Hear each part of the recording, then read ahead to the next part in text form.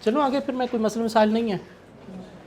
सो क्या अभी तक हमने डिस्कस कर लिया, ऑडिट क्या है, 2 डेफिनेशन हमने कवर कर ली। उसके बाद उसके अंदर से हमने कुछ ऑडिट प्रोसेस एक डिस्कस किया, उसमें से definition, walk through test, test of control, substantive procedure, interim audit, final audit. True and fair का मतलब क्या है, मटीरियलिटी का मतलब क्या है, एजेंसी, स्टीवर्डशिप, अकाउंटेबिलिटी। फिर अश्योरेंस का मतलब क्या है, 2 लेवल्स या type of assurance. Assurance engagement का मतलब क्या है, एक अश्योरेंस इंगेजमेंट के 5 एलिमेंट्स। अश्योरेंस इंगेजमेंट की 2 टाइप्स, नॉन अश्योरेंस इंगेजमेंट की 2 types. Why auditor can not provide absolute assurance, mean inherent limitations of audit क्या है, ये चीज़ें हमने कवर कर ली। नहीं, रिस्पॉन्सिबिलिटीज़ ऑफ मैनेजमेंट कवर कर ली, रिस्पॉन्सिबिलिटीज़ ऑफ ऑडिटर भी कवर कर ली। यहाँ तक बातें हो गई। आज इस चैप्टर का हम जो इम्पोर्टेंट एरिया है वो कवर करने जा रहे हैं, जहाँ से सिनेरियो बेस्ड क्वेश्चन पेपर में अपीयर होता है, और वो क्या है, कंपनी एक्ट।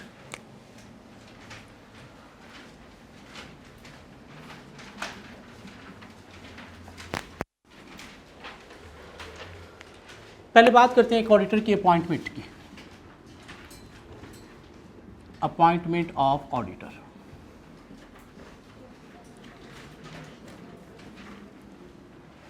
ऑडिटर को कौन अपॉइंट करता है, शेयर होल्डर। मेनली इसने काम क्या करना है, फाइनेंशियल स्टेटमेंट्स चेक करके शेयर होल्डर को देनी है कि ये ठीक है या नहीं है। ठीक हो गया, शेयर होल्डर अपॉइंट करते हैं। कैसे अपॉइंट करते हैं, कैसे अपॉइंट करते हैं, एजीएम पे, through special resolution, mean 70% 75% majority share holder voting के थ्रू। कहते हैं कि फर्स्ट ऑडिटर जो है वो डायरेक्टर्स भी अपॉइंट कर सकते हैं। सो फर्स्ट ऑडिटर जो है वो डायरेक्टर्स भी अपॉइंट कर सकते हैं within 90 days of company incorporation. So पहला ऑडिटर डायरेक्टर्स भी अपॉइंट कर सकते हैं within 90 days of company incorporation. हाँ, उसके बाद जो सब्सीक्वेंट अपॉइंटमेंट है, सब्सीक्वेंट, वो थ्रू शेयर होल्डर ही होंगी। Majority voting, majority voting means special resolution. ठीक हो गया। तो पहला ऑडिटर डायरेक्टर्स भी अपॉइंट कर सकते हैं within 90 days of company incorporation. 90 days के अंदर अंदर अगर नहीं किया तो फिर नहीं कर सकते। फिर कौन अपॉइंट करेगा, कमीशन अपना ऑडिटर इंपोज कर देगा। कमीशन बोले तो एसईसीपी। हाँ, एक दफ़ा ऑडिटर अपॉइंट हो गया है तो उसके बाद आगे फर्दर जितनी भी उसकी री अपॉइंटमेंट है या अपॉइंटमेंट है वो एजीएम पे हुआ करेंगी, और कौन क्या करेंगे, फिर शेयर होल्डर। आगे डायरेक्टर नहीं कर सकते, पहला डायरेक्टर कर सकते हैं। ठीक हो गया। लेकिन उसके बाद फर्दर जितनी भी अपॉइंटमेंट होंगी वो through shareholder majority voting हुआ करेंगी। कहाँ पे, एजीएम पे। एक ऑडिटर काम कर रहा था, उसका दिमाग ख़राब हो गया, छोड़ के चला गया, मर गया, ये पागल हो गया। तो क्या हुआ, वैकेंसी कैजुअल हो गई। क्या हो गई, कैजुअल वैकेंसी हो गई। तो कैजुअल वैकेंसी को फिल करेंगे कौन, directors, with in 30 days, with in 30 days of that vacancy. हाँ, अगर 30 डेज के अंदर अंदर डायरेक्टर ऑडिटर अपॉइंट नहीं करते, मीन उसकी वैकेंसी को फिल नहीं करते, तो फिर कमीशन अपना ऑडिटर इंपोज कर देगा। तो ऑडिटर की अपॉइंटमेंट नॉर्मली शेयर होल्डर करते हैं, लेकिन पहला ऑडिटर, फर्स्ट ऑडिटर, डायरेक्टर्स भी अपॉइंट कर सकते हैं within 90 days of company incorporation. हाँ, अगर 90 डेज के अंदर अंदर ऑडिटर अपॉइंट हुआ ही नहीं तो फिर कमीशन अपना ऑडिटर इंपोज कर देगा। सब्सीक्वेंट अपॉइंटमेंट जितनी भी हैं ऑडिटर की वो होंगी through shareholder majority voting at AGM. और अगर शेयर होल्डर भी एजीएम पे ऑडिटर अपॉइंट नहीं करते या पिछले को री अपॉइंट नहीं करते तो कमीशन अपना ऑडिटर इंपोज कर देगा।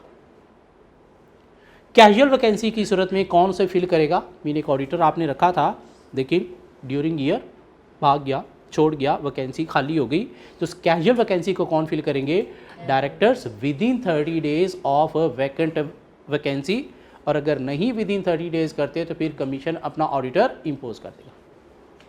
एक ऑडिटर जो है वो AGM टू AGM अपॉइंट होता है। मीन एक ऑडिटर अपॉइंट हुआ है तो नेक्स्ट AGM तक ये ऑडिटर है। अगर इसी ने ही आगे भी ऑडिटर रहना है तो नेक्स्ट AGM पे इसकी दोबारा से रीअपॉइंटमेंट होगी through majority shareholder voting. तो ये तो होगी ऑडिटर की अपॉइंटमेंट से रिलेटेड बातें।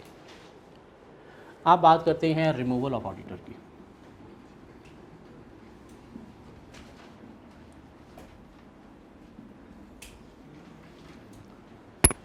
एक ऑडिटर को कौन रिमूव करेगा? Only shareholder through majority shareholder voting mean special resolution 75% are pass. Directors can not remove the auditor. Director के पास अथॉरिटी पावर नहीं है ऑडिटर को रिमूव करने की। कौन रिमूव करेगा? सिर्फ शेयर होल्डर ही रिमूव कर सकते हैं, वो भी through majority shareholder voting.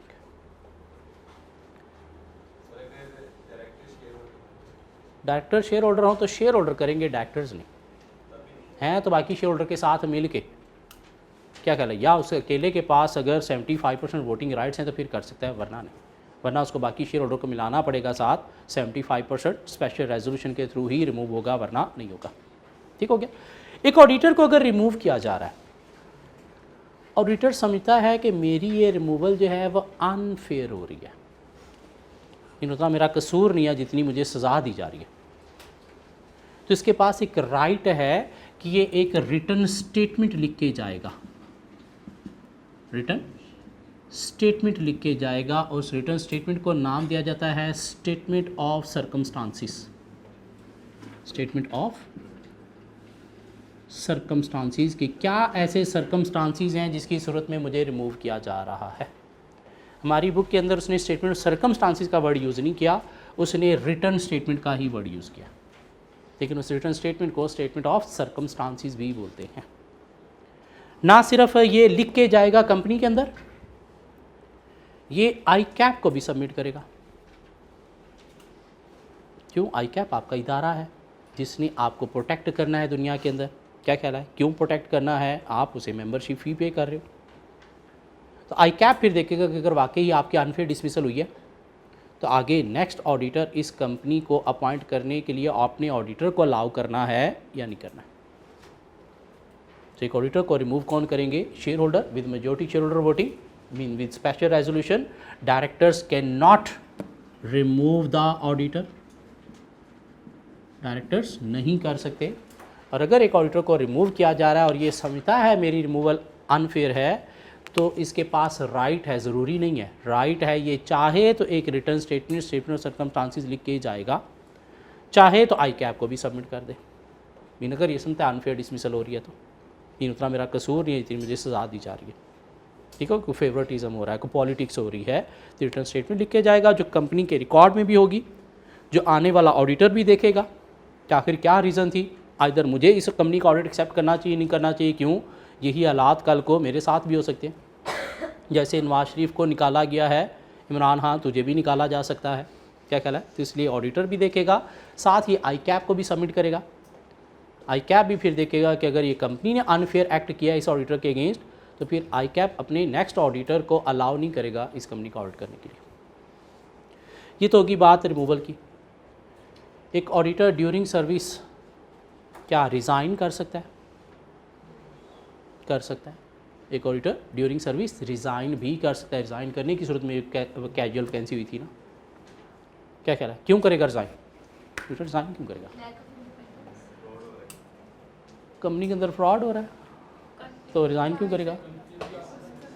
कोई कन्फ्लिक्ट ऑफ इंटरेस्ट आ गया, कन्फ्लिक्ट ऑफ इंटरेस्ट आ गया, कंपनी ने इसे ऑफर कर दी कि तुम्हें अकाउंटेंसी सर्विसेज दे और इसको नज़र आ रहा है अकाउंटेंसी सर्विसेज में पैसा ज़्यादा मिल रहा है, ऑडिट में पैसे नहीं मिल रहे।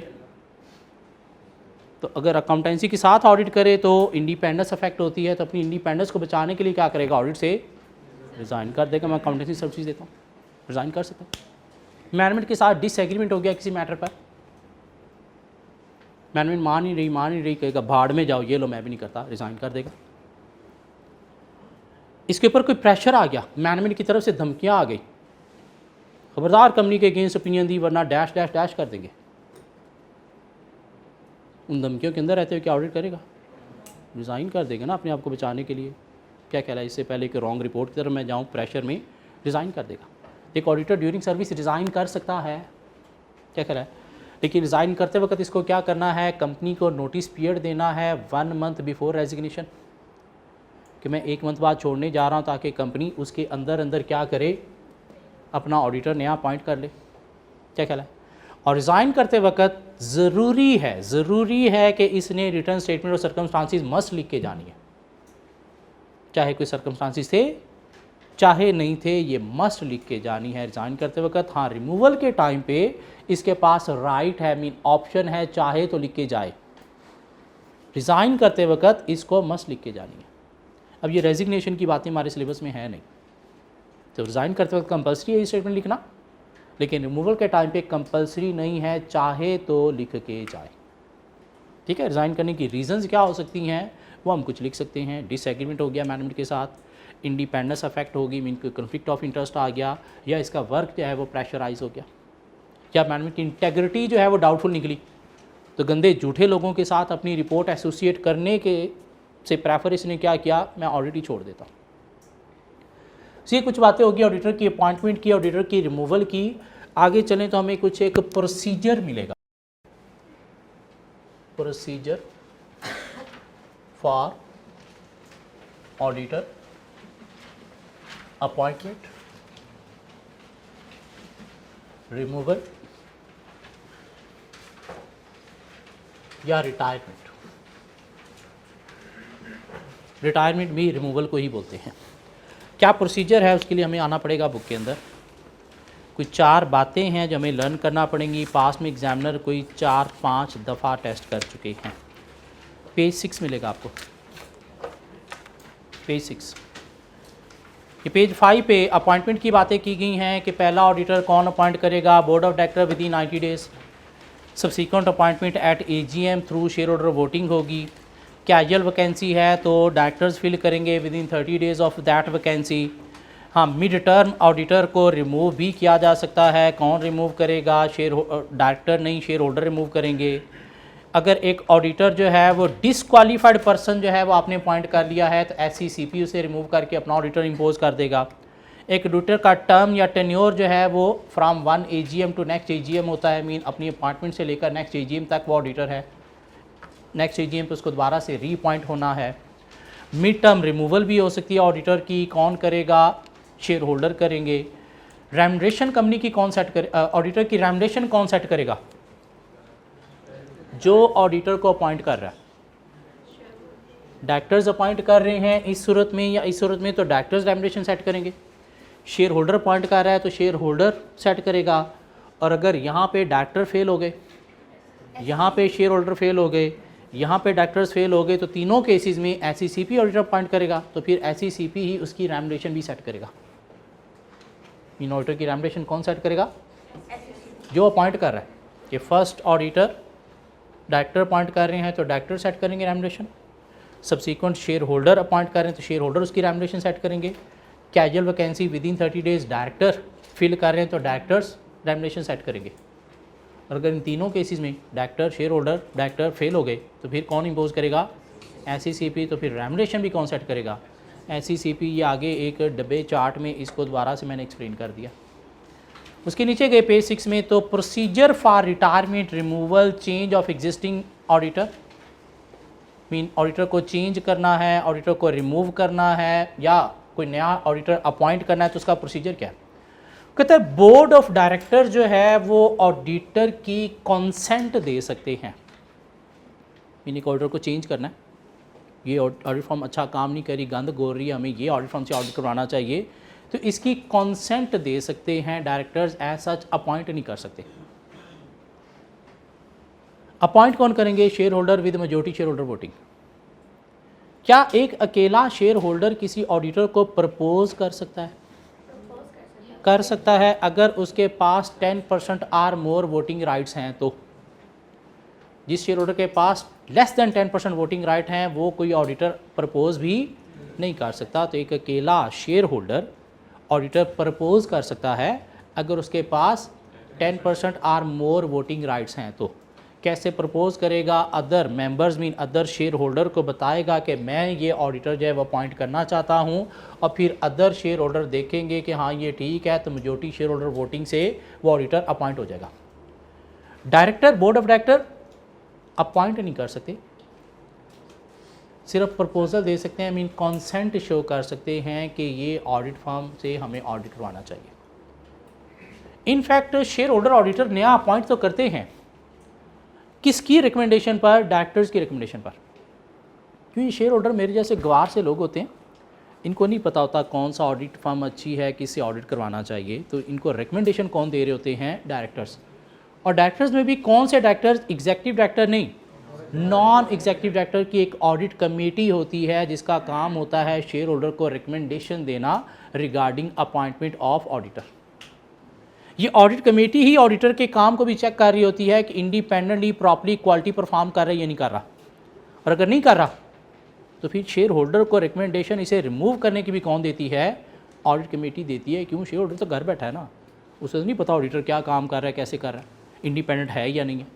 वो कौन चेक कर रहा होते हैं? नॉन एग्जीक्यूटिव डायरेक्टर की ऑडिट कमेटी। तो नॉन एग्जीक्यूटिव डायरेक्टर की ऑडिट कमेटी ऑडिटर की रिमूवल की भी रिकमेंडेशन दे सकती है शेयर होल्डर को, ऑडिटर की अपॉइंटमेंट की भी रिकमेंडेशन दे सकती है शेयर होल्डर को, इवन ऑडिटर की रेम्युनरेशन की रिकमेंडेशन भी दे सकती है शेयर होल्डर को कि हाँ इतनी फ़ी बनती है तो ये आप अप्रूव करें। क्यों? शेयर होल्डर को तो नहीं ना पता कितनी ऑडिट फ़ी होती है, क्या कहला, वो तो बिज़नेस के अंदर काम करेगा तो फिर उसे पता चलेगा अच्छा ऑडिट फ़ी कितनी की होती है, कितनी अप्रूव करनी चाहिए। तो शेयर होल्डर जो भी काम कर रहा होता है उसको रिकमेंडेशन कौन दे रहे होते हैं? नॉन एग्जीक्यूटिव डायरेक्टर की ऑडिट कमेटी। इसलिए डायरेक्टर्स क्या कर सकते हैं? अपनी कॉन्सेंट शो कर सकते हैं, कॉन्सेंट शो कर सकते हैं, मीन रिकमेंडेशन दे सकते हैं। हाँ ये ऑडिटर अपॉइंट होना चाहिए ये नहीं कह सकते, वो शेयर होल्डर कह सकता है, वो भी कौन सा? जिसके पास मोर देन 10% वोटिंग राइट्स हैं। लेकिन अपॉइंट अकेला वो नहीं कर सकता, appointment through special resolution mean majority shareholder voting ही होगी। सो पहला पॉइंट क्या है? Board of director shall recommend auditor after obtaining consent of propose auditor, means audit firm का उस ऑडिटर की भी कंसेंट मीन उसकी मर्जी भी होनी चाहिए। A notice of recommendation shall be send to member, और क्या करेंगे? मेंबर्स को मीन शेयर होल्डर को एक नोटिस रिकमेंडेशन का सेंड करेंगे, and retiring auditor along with the notice of AGM, और एजीएम के नोटिस के साथ ही सेंड करेंगे और बताएंगे कि किस ऑडिटर को हम चेंज कर रहे हैं और क्यों कर रहे हैं। सेम ऑडिटर में आल्सो बी रिकमेंडेड, मीन इसी को रीअपॉइंट करना है तो वो भी कर सकते हैं। Members having at least 10% shareholding shall also be entitled to propose any auditor whose consent has been obtained. अब ये क्या करेगा? एजीएम से एट लीस्ट 7 डेज बिफोर जो है वो अपनी कंसेंट का नोटिस देगा। एजीएम से एट लीस्ट 7 डेज बिफोर, अगर 5 दिन पड़े एजीएम में तो फिर ये अपना ऑडिटर प्रपोज नहीं कर सकता। On receipt of such notice, company shall send a copy of notice to the retiring auditor।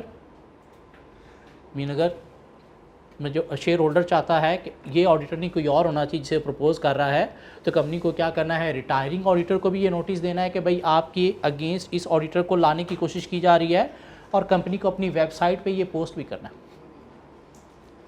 So board of director auditor की रिकमेंडेशन दे सकते हैं, किसको? मेंबर शेयर होल्डर को। कैसे?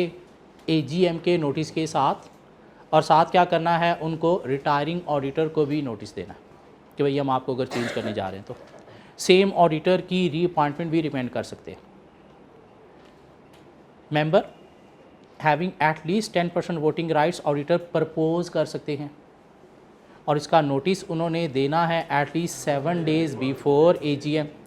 और क्या करना है? ये नोटिस रिटायरिंग ऑडिटर को भी देना, मीन जिसे चेंज किया जा रहा है, ताकि उसे भी पता चल जाए, वो अपनी रोजी रोटी कहीं और देख सके, और साथ कंपनी को ये अपनी वेबसाइट पे पोस्ट भी करना। ये प्रोसीजर 2-3 पॉइंट लर्न करने हैं, कहीं पे हमें एज इट इज़ 3 पॉइंट लिख के 3 नंबर लेना होंगे। ठीक हो गया? उस मतलब जिस ऑडिटर को रिकमेंड किया जा रहा है, प्रपोज किया जा रहा है, उस ऑडिटर की कंसेंट भी होना ज़रूरी है।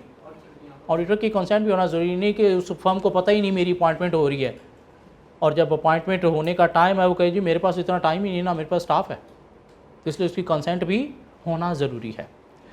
फिर कहता है retiring auditor. Retiring auditor mean जिसको चेंज किया जा रहा है, इसको रिमूव किया जा रहा है, जिसकी जगह पे नया ऑडिटर लाया जा रहा है। So retiring auditor can make representation to the company, तो उसके पास राइट है, क्या कर सकता है? Representation mean statement of circumstances, return statement. So can make representation to the company at least 2 days before AGM, तो वो अगर ये चाहता है कि मैं रिटर्न स्टेटमेंट भी लिख के जाऊँ तो वो फिर 2 days बिफोर AGM उसे कंपनी को सबमिट करना होगा। It shall be read in the AGM, जो AGM पे रीड की जाएगी। And it shall be mandatory for auditor representative to attend the meeting, और ऑडिटर के पास राइट होता है कि वो ये दोनों AGM अटेंड कर सकता है जिस पे उसकी अपॉइंटमेंट हुई है वो भी, और उसे नेक्स्ट AGM भी वो अटेंड कर सकता है। ना सिर्फ अटेंड कर सकता है, यहाँ पे बोल भी सकता है। तो जिस ऑडिटर को आप चेंज कर रहे हो, अगर वो समझता है कि मेरी डिसमिसल अनफेयर हो रही है, तो एक रिटर्न स्टेटमेंट लिख के जाएगा। ये रिटर्न स्टेटमेंट उसे एटलीस्ट 2 days बिफोर AGM जो है वो कंपनी को सबमिट करना होगी, और ये स्टेटमेंट क्या होगी? AGM पे रीड भी की जाएगी, और AGM नेक्स्ट जहाँ पे नया ऑडिटर अपॉइंट होने जा रहा है उस AGM को पिछला ऑडिटर अटेंड भी कर सकता है, इवन वहाँ पे बोल भी सकता है कि उसके पास राइट होता है दोनों AGM जहाँ पे इसकी अपॉइंटमेंट हुई है वो भी, और नेक्स्ट AGM दोनों अटेंड भी कर सकता है और दोनों पे बोल भी सकता है। Company shall intimate the registrar with in 14 days of appointment, और अगर कंपनी ने ऑडिटर को रिमूव किया है, अपॉइंट किया है, कैजुअल वैकेंसी फिल की है, ऑडिटर को चेंज किया है, तो विद इन 14 days कंपनी को रजिस्ट्रार को भी इन्फॉर्म करना है with the consent of appointing auditor. So ये कोई 4 बातें हमें लर्न करनी है, procedures for auditors, appointment, removal, change या रिटायरमेंट, कि बोर्ड ऑफ डायरेक्टर रिकमेंड कर सकते हैं auditor along with consent of the auditor, और क्या करना है, इनको नोटिस सेंड करना है to members of this recommendation along with notice of AGM, और साथ नोटिस देना है रिटायरिंग ऑडिटर को भी। रिटायरिंग मीन जिसे रिमूव चेंज किया जा रहा है। मेंबर क्या ऑडिटर प्रपोज कर सकते हैं? Yes, at least having 10% voting right propose कर सकते हैं। क्या करेंगे? 7 days बिफोर ये नोटिस मीन अपनी प्रपोजल उनको बिफोर AGM कंपनी को सबमिट करना होगी। कंपनी ये रिटायरिंग ऑडिटर को भी देगी और साथ अपनी वेबसाइट पे पोस्ट भी करेगी। रिटायरिंग ऑडिटर एक रिटर्न स्टेटमेंट लिख के जा सकता है जो एटलीस्ट 2 days बिफोर AGM इसे कंपनी को सबमिट करना पड़ेगी। हाँ, अगर AGM से 2 दिन पहले इसे सबमिट नहीं की तो फिर वो उस स्टेटमेंट का कोई फ़र्क नहीं पड़ेगा, ना कंपनी उसे रखेगी ना बोली जाएगी, और वो रिटर्न स्टेटमेंट रीड की जाएगी एट AGM, और retiring auditor can attend and speak at the AGM।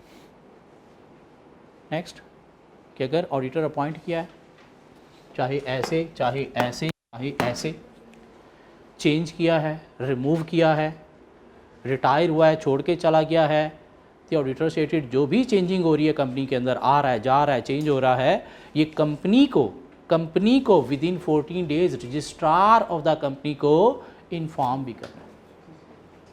यहाँ तक बात समझ आती? ये 4 पॉइंट हमें रट्टा लगाने हैं, रट्टा लगाने हैं। क्यों? पास्ट पेपर में 3-4 दफ़ा टेस्ट हो चुका है ये प्रोसीजर।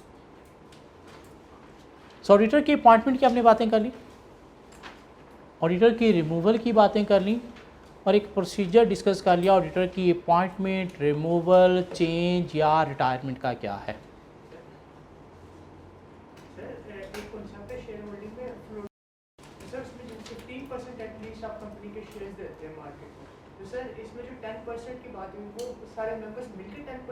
नहीं, किसी एक मेंबर के पास अगर 10% और मोर वोटिंग राइट्स हैं तो वो ऑडिटर को प्रपोज कर सकता है, या कोई 2-3 मिल के भी कर सकते हैं अगर 10% मोर वोटिंग राइट्स हैं।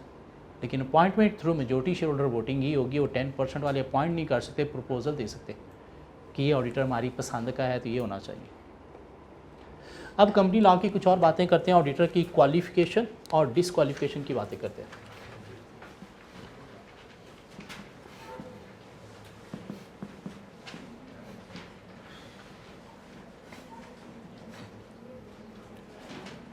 एक ऑडिटर का चार्टर्ड अकाउंटेंट होना ज़रूरी है।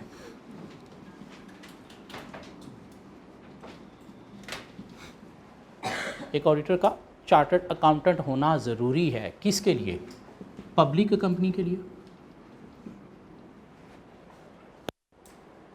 Private company subsidiary of public company के लिए,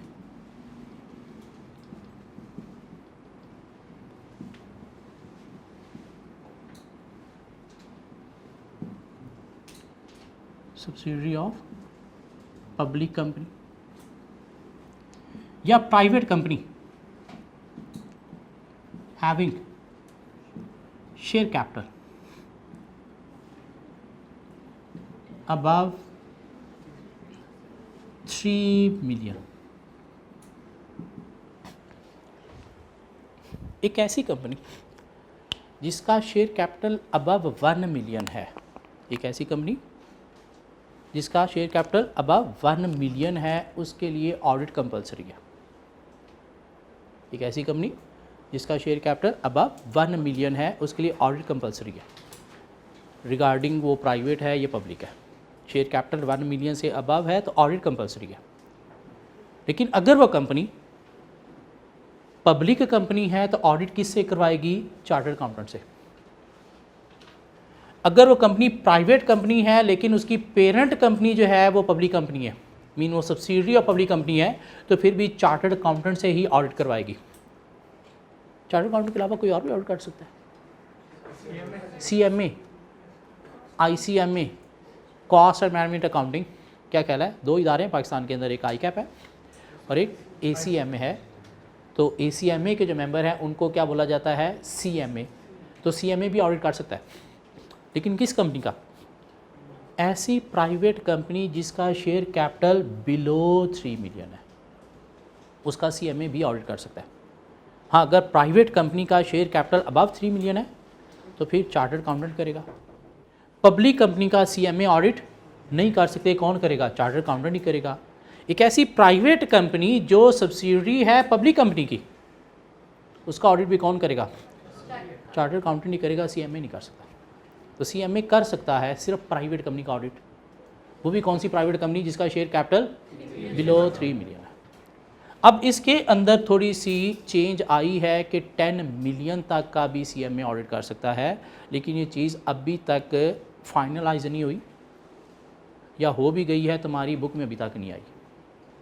ठीक है, तो हमारी बुक में क्या है कि चार्टर्ड अकाउंटेंट होना ज़रूरी है ऑडिटर का, ऐसी कंपनी के लिए जो पब्लिक कंपनी है, जो प्राइवेट कंपनी है लेकिन सब्सिडियरी ऑफ पब्लिक कंपनी है, या प्राइवेट कंपनी है लेकिन उसका शेयर कैपिटल अबव 3 मिलियन है। मीन 3 मिलियन से बिलो वाली प्राइवेट कंपनी का ऑडिट CMA भी कर सकता है, पब्लिक कंपनी का CMA नहीं कर सकता। ऐसी प्राइवेट कंपनी जो सब्सिडियरी है पब्लिक कंपनी की, उसका भी CMA नहीं कर सकता।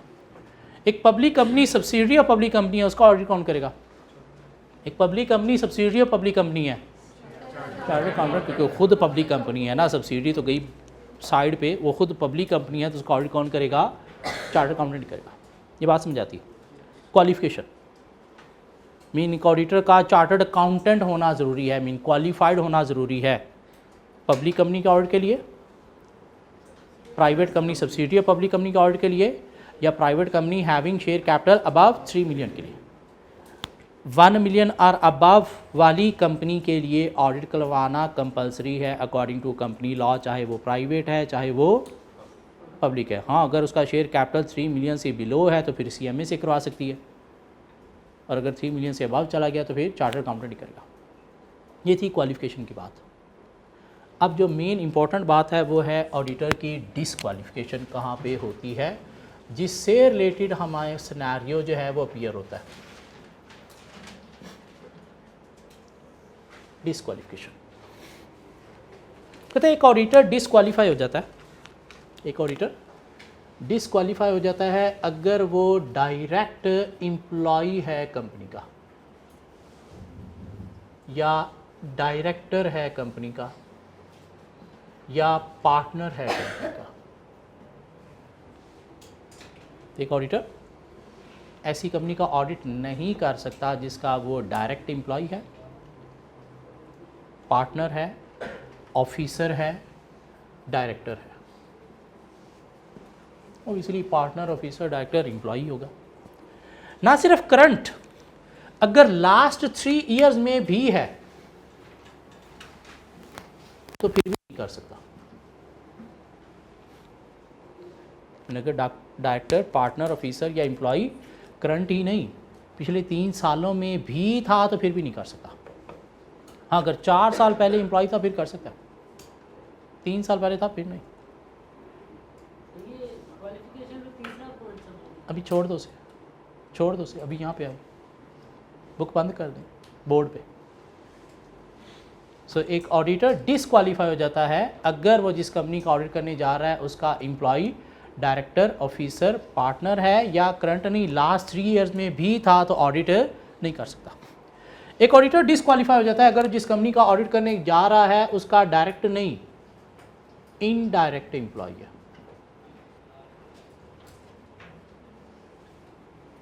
डायरेक्ट नहीं, इनडायरेक्ट एम्प्लॉय। अब ये इनडायरेक्ट एम्प्लॉय क्या है? सपोज एक कंपनी है जिसका नाम है Nestle limited.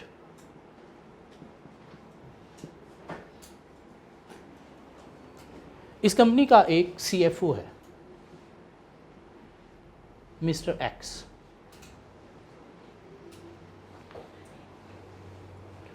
Mister x Nestle limited का CFO है और क्या है, चार्टर्ड अकाउंटेंट है। और ये जो चार्टर्ड अकाउंटेंट होते हैं स्पेशली CFO लेवल पे, ये बड़े नवाबी लोग होते हैं।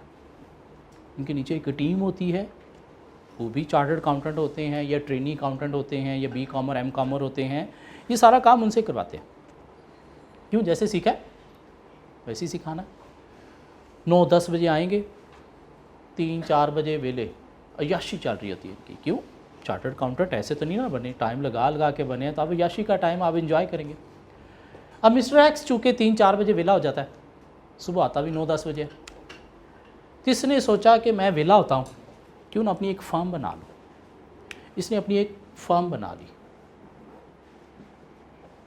जिसमें कौन है, मिस्टर एक्स भी है, एक इसका पार्टनर है मिस्टर वाई, और एक इसका साथ कोई एम्प्लॉय इसने रख लिया जिसको ऑडिट का काम शाम आता है, मीन जी।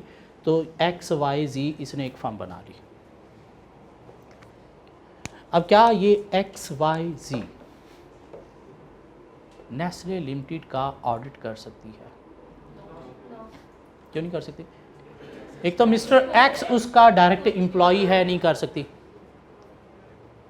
मिस्टर एक्स उसका डायरेक्ट एम्प्लॉय है, नहीं कर सकती। और दूसरा मिस्टर जी इनडायरेक्ट एम्प्लॉय है। इनडायरेक्ट एम्प्लॉय कैसे है? एक्स का एम्प्लॉय है और एक्स आगे इस कंपनी का एम्प्लॉय है, तो जी क्या हो गया, इसका इनडायरेक्ट एम्प्लॉय। ये क्या है, इनडायरेक्ट एम्प्लॉय की सूरत में नहीं कर सकती। हाँ, अगर ये मिस्टर एक्स को निकाल दें, क्या वाई जी ऑडिट कर सकती है? यस, कर सकती है। आज निकाला तो पिछले 3 सालों में तो जी उसका एम्प्लॉय था, डायरेक्ट इनडायरेक्ट एम्प्लॉय था। तो ये जो इनडायरेक्ट एम्प्लॉय है इसके अंदर 3 साल वाली शिक नहीं है। ये जो 3 साल वाली कंडीशन है ये किसके साथ है? डायरेक्ट एम्प्लॉय के साथ है, इनडायरेक्ट के साथ नहीं है। मीन XYZ थी, जी एम्प्लॉय था, इनडायरेक्ट नहीं कर सकता। हाँ, अगर ये आज एक्स को साइड पे कर दें, वेरी नेक्स्ट डे जी इसका ऑडिट कर सकता है। क्यों? अब वो ना तो करंट है और फिर 3 साल वाली कंडीशन इनडायरेक्ट एम्प्लॉय के साथ अटैच है ही नहीं। ये बात समझ आती? सो एक ऑडिटर डिस्क्वालीफाई हो जाएगा अगर जिस कंपनी का ऑडिट करने जा रहा है उसका एम्प्लॉय है, पार्टनर है, ऑफिसर है, डायरेक्टर है, करंट नहीं, लास्ट 3 इयर्स में भी है तो नहीं कर सकता। एक ऑडिटर डिस्क्वालीफाई होता है अगर वो जिस कंपनी का ऑडिट करने जा रहा है उसका इनडायरेक्ट एम्प्लॉय है, सिर्फ करंट लास्ट 3 इयर्स वाली इसमें बात नहीं है। स्पाउस ऑफ डायरेक्टर है, एक ऑडिटर डिस्क्वालीफाई हो जाएगा अगर वो स्पाउस ऑफ डायरेक्टर है। मीन कंपनी जिसका ऑडिट करने जा रहे हैं उसके डायरेक्टर का स्पाउस है। स्पाउस का वर्ड यूज़ किया गया है, बहन भाई का वर्ड यूज़ नहीं किया गया। तो बहन भाई अगर डायरेक्टर है क्लाइंट कंपनी में तो ऑडिट कर सकता है, लेकिन अगर ऑडिटर का स्पाउस क्लाइंट कंपनी में डायरेक्टर है तो ऑडिटर क्या है, डिस्क्वालीफाई, ऑडिट नहीं कर सकता।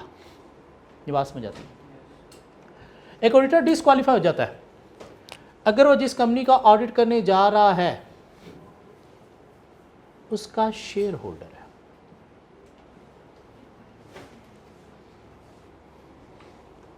अगर वो जिस कंपनी का ऑडिट करने जा रहा है उसका शेयर होल्डर है। लेकिन वो कहता है कि अगर ये शेयर होल्डर है तो डिस्क्वालीफाई है, लेकिन can be appointed as auditor if he disclose his shareholding at the time of appointment and divest his share within next 90 days।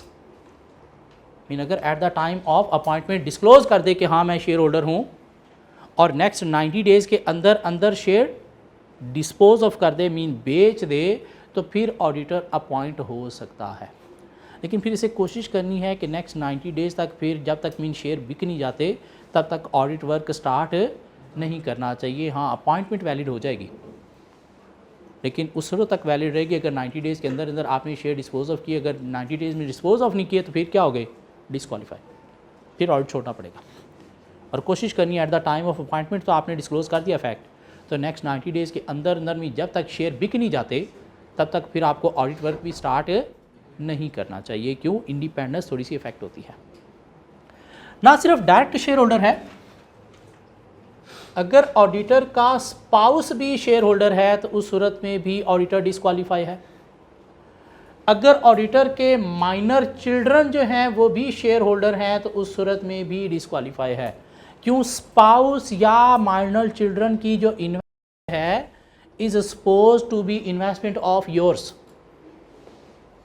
Major children है तो फिर वो उसकी है। मेजर माइनर, आप लोग माइनर हो ना, बिलो 18 माइनर, अबव 18 मेजर। तो बिलो 18 अगर माइनर चिल्ड्रन के पास शेयर हैं तो वो भी आपके हैं। आपके स्पाउस के पास क्लाइंट कंपनी के शेयर हैं तो वो भी आपके हैं। तो उस सूरत में भी ऑडिटर क्या है, डिस्क्वालीफाई। हाँ, ऑडिटर अपॉइंट हो सकता है if he disclose share holding eight the time of appointment and divest his share with in 90 days. Disclose the fact,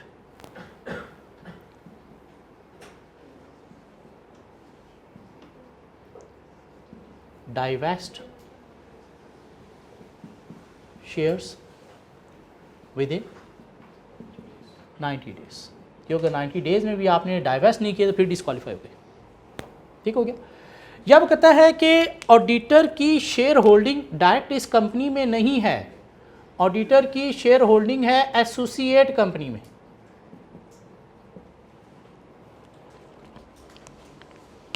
mean इस कंपनी जिसका आप ऑडिट करने जा रहे हो इसमें नहीं, इसकी एसोसिएटेड कंपनी में अगर आपकी इन्वेस्टमेंट है तो फिर भी आप डिस्क्वालीफाई हो। एसोसिएटेड कंपनी क्या होती है?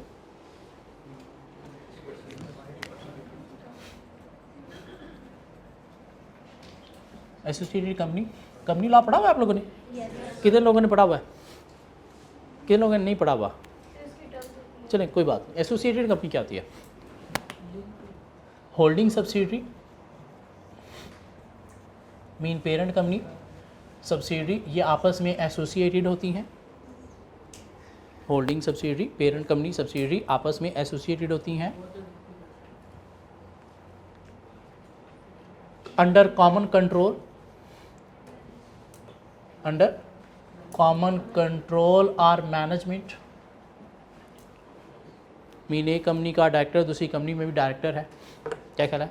तो under common control common management आती हैं जो कि मेनली सब्सिडियरी होल्डिंग में ही होता है, तो वो भी क्या है, एसोसिएटेड है। क्या वो कहता है जी, मुदारबा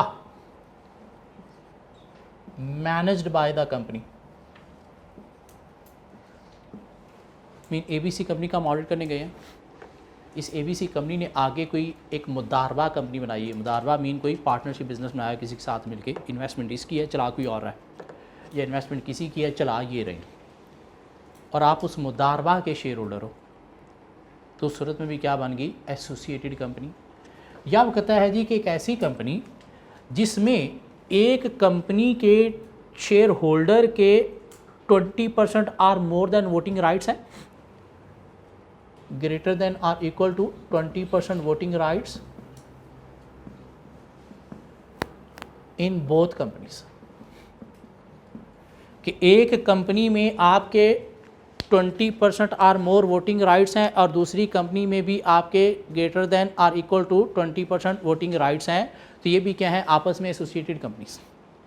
हाँ, अगर एक में 20% वोटिंग राइट्स हैं, दूसरे में 13% वोटिंग राइट्स हैं, तो एसोसिएटेड नहीं है। लेकिन ये डिटेल हमें जानने की ऑडिट में ज़रूरत नहीं है, ये लॉ में जानने की ज़रूरत है। यहाँ पे सिर्फ इतना देखना है कि अगर आप शेयर होल्डर डायरेक्ट कंपनी के नहीं, जिसका ऑडिट करने जा रहे हो उसकी एसोसिएटेड कंपनी के भी हो, तो उस सूरत में भी क्या हो, एलिजिबल नहीं हो। एसोसिएटेड मीन जिस कंपनी का आप ऑडिट करने जा रहे हो उसकी सब्सिडी या उसकी पेरेंट कंपनी उसकी एसोसिएटेड है और आप उसके शेयर होल्डर हो, तो फिर भी ऑडिट नहीं कर सकते। अंडर कॉमन मैनेजमेंट कंट्रोल आती हैं ये कंपनी जिसका आप ऑडिट करने जा रहे हो और दूसरी जिसके आप शेयर होल्डर हो, मीन एसोसिएटेड कंपनी, तो ऑडिट नहीं कर सकते। एक ऑनर जो है ABC कंपनी जो आपका क्लाइंट है उसके पास 20% वोटिंग राइट है और दूसरी कंपनी में भी उसके 20% वोटिंग राइट है, तो दोनों कंपनीज आपस में क्या हो गई, एसोसिएटेड। और अगर आप एसोसिएटेड कंपनी के शेयर होल्डर हो तो फिर भी ऑडिट नहीं कर सकते। सो शेयर होल्डर की सूरत में डिसक्वालीफाई हो। शेयर होल्डिंग चाहे आपकी है, चाहे आपके स्पाउस की है, चाहे माइनर चिल्ड्रन की है, या शेयर होल्डिंग इस कंपनी में नहीं इसकी एसोसिएटेड कंपनी में है, तो फिर भी आप डिसक्वालीफाई हो। लेकिन ऑडिटर अपॉइंट हो सकता है अगर at the time of appointment ये फैक्ट डिस्क्लोज कर दे और अपनी शेयर होल्डिंग डाइवेस्ट कर दे within 90 days of appointment, तो फिर ऑडिट कर सकता है। एक ऑडिटर डिसक्वालीफाई हो जाता है अगर वो फ्रॉड कन्विक्टेड है। क्या है, फ्रॉड कन्विक्टेड है, मीन ऑडिटर ने कोई गंद घोला था, कोई ऑडिट के दौरान फ्रॉड किया था, फ्रॉडुलेंट ऑडिट रिपोर्ट इशू की थी और कोर्ट के अंदर इसको सादिक व अमीन नहीं फ्रॉडिया डिक्लेयर कर दिया गया। एक फ्रॉडिया ऑडिट नहीं कर सकता, एज ए ऑडिटर अपॉइंट नहीं हो सकता। वो कहता है कि हाँ अगर तो 10 ईयर्स लैप्स कर गए हैं, मीन पिछले 10 सालों में अगर आप फ्रॉडिये थे फिर भी ऑडिट नहीं कर सकते। हाँ, अगर आप 10 साल पहले फ्रॉडिये डिक्लेयर हुए थे और फ्रॉडिये डिक्लेयर हुए को 10 साल हो चुके हैं, मीन बीच में नहा नहा के आपने अपने आप को पाक साफ कर लिया है, 10 साल गुजर चुके हैं, तो फिर आप क्वालिफाइड हो, ऑडिटर अपॉइंट हो सकते हो। लेकिन अगर पिछले 10 सालों में आप फ्रॉड कन्विक्टेड थे, मीन सादिक व अमीन नहीं थे, कोर्ट ने डिक्लेयर कर दिया, तो फिर आप ऑडिट के लिए एलिजिबल नहीं हो, क्वालिफाइड ऑडिटर नहीं हो। इनफैक्ट फ्रॉडिये की सूरत में ICAP आपकी मेंबरशिप भी ताहयात कैंसिल कर देता है। लेकिन अगर ICAP में कोई आपका प्रेसिडेंट वाकफ़ था, आपने अपनी मेंबरशिप बचा ली, लेकिन फ्रॉडिये आप कोर्ट की तरफ से डिक्लेयर हो पिछले 10 सालों में, तो फिर आप ऑडिट के लिए एलिजिबल नहीं हो। अगर मेंबरशिप ही कैंसिल होगी फिर तो आप गए ना, फिर तो आप ऑडिटर ही नहीं हो ना। मेंबरशिप कैंसिल हो गई फिर तो आप ऑडिटर ही नहीं हो ना। हाँ, CA भी नहीं रहे, ख़त्म हो गया CA स्टेटस। ये सारी जो हमने मगजमारी की थी ख़त्म हो गई, इसलिए बड़ा सोच समझ के चलना है। हाँ, फ्रॉड नहीं करनी, पकड़ा गया तो ICAP मेंबरशिप कैंसिल कर देगा, जा भाई निकल, हमें नहीं ऐसे बंदे चाहिए, गंदे बंदे नहीं, हमें अच्छे प्रोफेशनल चाहिए। क्या ख्याल है? सो एक ऑडिटर क्वालिफाइड है, क्वालिफाइड है नहीं, ऑडिटर की क्वालिफिकेशन मीन CA होना ज़रूरी है, क्वालिफाइड ऑडिटर होना ज़रूरी है, मीन CA होना ज़रूरी है। पब्लिक कंपनी के ऑडिट के लिए, private company is a subsidiary of public company के लिए, या private company having share capital above 3 million के लिए। अदर्स के लिए CMA और CA ऑडिट कर सकते हैं। अदर्स कौन? प्राइवेट कंपनी जिसका शेयर कैपिटल बिलो 3 मिलियन है, अदर्स के लिए CMA और CA ऑडिट कर सकते हैं। अदर बोले तो जिसका शेयर कैपिटल बिलो 3 मिलियन और प्राइवेट कंपनी। पब्लिक कंपनी जितना मर्जी शेयर कैपिटल है CA ही ऑडिट करेगा, जितना मर्जी शेयर कैपिटल है ऑडिट कौन करेगा? CA करेगा। ऐसी प्राइवेट कंपनी जो पब्लिक कंपनी की सब्सिडरी है, जितना मर्जी शेयर कैपिटल है CA ही ऑडिट करेगा। लेकिन प्राइवेट कंपनी जिसका शेयर कैपिटल बिलो 3 मिलियन है वो CMA कर सकता है, CA भी कर सकता है लेकिन CMA भी कर सकता है। डिसक्वालीफाई हो जाता है ऑडिटर अगर डायरेक्ट एम्प्लॉय है, ना सिर्फ करंट, लास्ट 3 ईयर्स में भी इनडायरेक्ट एम्प्लॉय है, सिर्फ करंट, लास्ट ईयर वाली कंडीशन इसमें नहीं है। स्पाउस ऑफ डायरेक्टर है, शेयर होल्डर है या स्पाउस शेयर होल्डर है ऑडिटर का या माइनर चिल्ड्रन शेयर होल्डर है, क्यों इन दोनों की इन्वेस्टमेंट आपकी ही है। ये नहीं कहो कि मैंने अपने स्पाउस के नाम पर करा दी, बीवी का ये है मेरा है, नहीं वो आपका ही है। ये मेरे माइनर चिल्ड्रन के है, बिज़नेस मेरे नहीं है, नहीं भाई वो आपके ही हैं। या आप शेयर होल्डर हो क्लाइंट कंपनी में नहीं, उसकी एसोसिएटेड कंपनी में, उसकी एसोसिएटेड कंपनी में, तो फिर भी आप क्या हो, डिस्क्वालीफाई। लेकिन शेयर होल्डिंग की सूरत में ऑडिटर अपॉइंट हो सकता है if he disclose this fact at the time of appointment and divest his share holding with in 90 days. और ये बात आप में से आधे स्टूडेंट पेपर में भूल जाएंगे अगर अच्छी प्रैक्टिस नहीं करेंगे तो, रिटर्न प्रैक्टिस नहीं करेंगे तो। ज़बानी कलामी प्रैक्टिस में आप पेपर में लिख के आओगे शेयर होल्डर है, ऑडिटर अपॉइंट नहीं हो सकता, डिस्क्वालीफाई है। ये बात साथ करना पड़ेगी, he can be appointed as auditor if he disclose a fact at the time of appointment and divest his shares within 90 days of appointment. Fraud convicted है लास्ट 10 ईयर्स में तो डिस्क्वालीफाई है। जी मिस,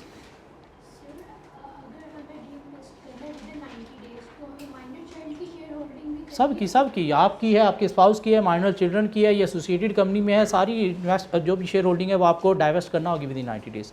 इसके अलावा कोई 2-3 बातें और हैं, वो फुली हम नेक्स्ट लेक्चर में करके कंपनी एक्ट के ऊपर कुछ पास पेपर के क्वेश्चन देखेंगे। किसका? स्पाउस डायरेक्टर है, स्पाउस डायरेक्टर है, स्पाउस एम्प्लॉई है तो उस सूरत में भी कोई इशू नहीं है। भाई बहन एम्प्लॉई है, डायरेक्टर है, उस सूरत में भी कोई इशू नहीं है।